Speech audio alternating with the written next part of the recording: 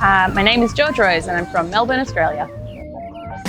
My style is generally pretty poppy, bold colours, really graphic images. I use a lot of botanicals and a lot of abstract brush splats and paint sort of strokes.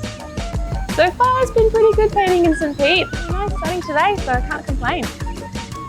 St Pete strikes me as a really happy, fun place. It seems like somewhere that lots of people come to relax and to chill out, and my stuff is kind of really bright and happy, so I feel like it kind of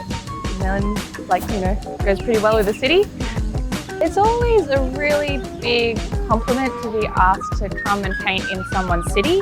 Being invited into a community and asked to add something positive, like a positive message, it's really humbling and it's really exciting. I'm just really chuffed that someone reaches out and deems my artwork worthy to have in their city. So it's a really humbling experience and it's really lovely.